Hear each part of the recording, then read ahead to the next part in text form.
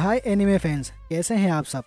आज हम बात करने वाले हैं डीमन स्लेयर के सबसे बड़े और सबसे खतरनाक विलन मुज़ान किबुत्सुजी के बारे में। जी हाँ, वही शैतान बादशाह जिसने 1000 सालों तक इंसानों की ज़िंदगी बर्बाद की और जिसका सिर्फ एक ही मकसद था, हमेशा के लिए ज़िंदा रहना और सूरज की रोशनी को शिकस्त देना। इस वीडियो में हम मुज़ान की पैदाइश से लेकर उसकी आखिरी सांस तक की कहानी को डिटेल में समझेंगे, तो वीडियो को आखिर तक ज़रूर देखना, क्योंकि इसमें आपको मिलने वाली है डीमन स्लेयर की सबसे गहरी और रोमांचक स्टोरी। और अगर आप हमारे चैनल एनीमे एस्केप पैनल पर नए हैं तो हमारे चैनल को सब्सक्राइब करके बेल आइकन ज़रूर दबा लें, ताकि आपको इसी तरह के मज़ीद एनीमे अपडेट्स पहले मिलती रहें। तो चलिए बिना किसी टाइम के वीडियो शुरू करते हैं। मुज़ान की पैदाइश हयान दौर में हुई थी। उस वक्त लोगों ने सोचा कि ये बच्चा पैदा होते ही मर गया है, लेकिन जब उसे जलाने लगे तो अचानक उसने पहली सांस ली। यही वो लम्हा था जहां से दुनिया ने अपने सबसे बड़े शैतान का पहला रूप देखा। मुज़ान बचपन से ही कमज़ोर और बीमार था। इलाज के लिए उसने एक डॉक्टर से रुजू किया, जिन्होंने उसे एक ऐसी दवाई दी जिसमें ब्लू स्पाइडर लिली शामिल थी। पहले ये दवा उसके लिए जहर साबित हुई, लेकिन धीरे धीरे उसने उसकी असल ताकत दिखाई। मुज़ान एक नया जिस्म ले चुका था, ताकतवर, इज्जत बरा, लेकिन इंसानियत से खाली। अब उसके अंदर इंसानी गोश्त और खून की भूख जाग उठी थी।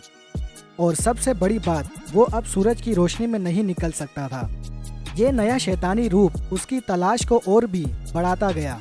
मुज़ान ने अपनी कमजोरी को ख़त्म करने के लिए एक ही रास्ता चुना, ब्लू स्पाइडर लिली की तलाश। 1000 साल गुजरते गए और वो बेशुमार इंसानों को शैतान में तब्दील करता रहा, ये सोच करके शायद कोई ऐसा शैतान बन जाए जो सूरज की रोशनी को बर्दाश्त कर सके। लेकिन उसे ये नहीं मालूम था कि ये फूल दिन में सिर्फ चंद लम्हों के लिए खिलता है। मुज़ान की जिंदगी सिर्फ जुल्म और खून से भरी थी। उसने 5 औरतों से शादी की, लेकिन उन्हें इतनी अजियत दी कि सब ने खुदकुशी कर ली। उसने तमायों को भी शैतान बनाया, लेकिन तमायों ने अपना खानदान खुद ही मार दिया। ये गम उसके दिल में मुज़ान के लिए नफरत की आग बन गया और वो हमेशा के लिए उसकी दुश्मन बन गई। इसी दौरान मुज़ान ने एक और बड़ा कदम उठाया।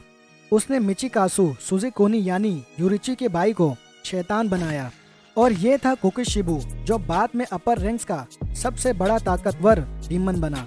मगर दोस्तों, जहाँ शैतान पैदा होता है वहाँ एक रोशनी भी होती है, और वो रोशनी था यूरिची सुज़ुकोनी, ब्रीदिंग स्टाइल का बानी। यूरिची ने जब मुज़ान का सामना किया तो उसने उसकी असल हकीकत देखी, 7 दिल और 5 दिमाग। लेकिन यूरिची ने बिना घबराए अपना सबसे खतरनाक वार किया, सन ब्रीदिंग 13 फॉर्म। उसने मुज़ान को टुकड़ों में काट दिया। मुज़ान अपनी जिंदगी बचाने के लिए 1800 टुकड़ों में तकसीम होकर भाग गया, लेकिन इस जंग के निशान हमेशा के लिए उसके साथ रहे, जख्म जो कभी भर नहीं पाए। मुज़ान ने अपने दुश्मनों को ख़त्म करने के लिए एक आर्मी तैयार की, 12 कीज़ुकी। ये अपर और लोअर रैंक्स में तकसीम थे। यही वो ग्रुप था जो डीमन स्लेयर के लिए सबसे बड़ा खतरा बना। और फिर आया वो लम्हा जिसने सब कुछ बदल दिया। ताइशो दौर में मुज़ान ने कमाडो खानदान पर हमला किया। उसने उनमें अपना खून डाला और उम्मीद की कि कोई ऐसा शैतान पैदा हो जाए जो सूरज से ना मरे। सिर्फ एक लड़की बची थी, और वो थी नेजुको कमाडो। ये थी उसके सपने की पहली झलक, यानी एक ऐसी शैतान जो सूरज की रोशनी बर्दाश्त कर सके।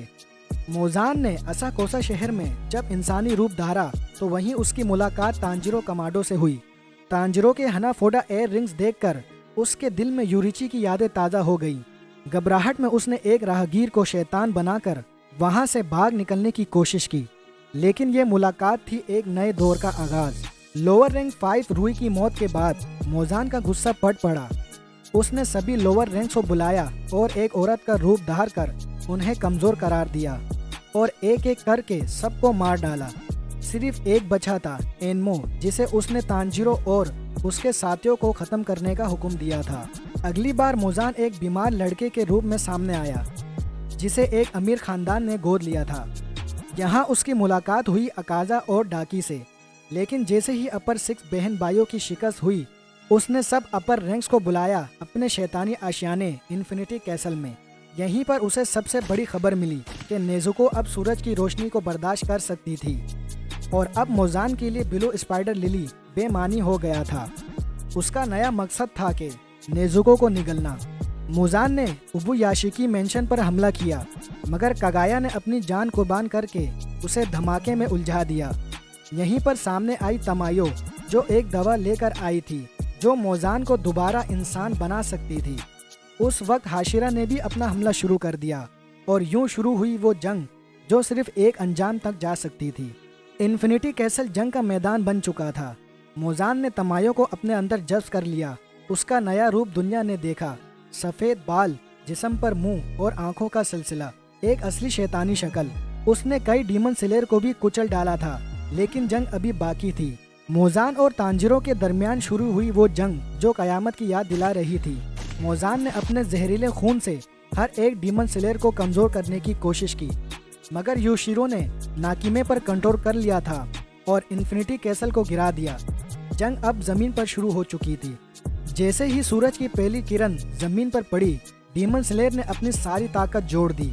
तमायो के ओपियम ने अपना जादू दिखाया। मोजान अब हर मिनट 50 साल बूढ़ा हो रहा था। उसके पास ना ताकत बची थी और ना वक्त। और फिर उसने एक आखिरी कोशिश की, अपने आप को एक देवहेकल बच्चे में ट्रांसफॉर्म कर लिया था, मगर डीमन स्लेयर ने मिलकर उसे रोक लिया। अपनी आखिरी सांस में मोजान ने अपना खून और यादें तांजिरो में डाल दी थी। तांजिरो एक शैतान बन गया था, लेकिन कनाव के दवाई ने तांजिरो को वापस इंसान बना दिया। और इस तरह खत्म हुआ शैतान बादशाह मोजान किबुत्सुजी का दहशत भरा दौर। तो दोस्तों, ये थी कहानी उस शैतानी ताकत की जो 1000 साल तक इंसानियत पर हावी रही, लेकिन आखिर में रोशनी ने अंधेरे को हरा दिया।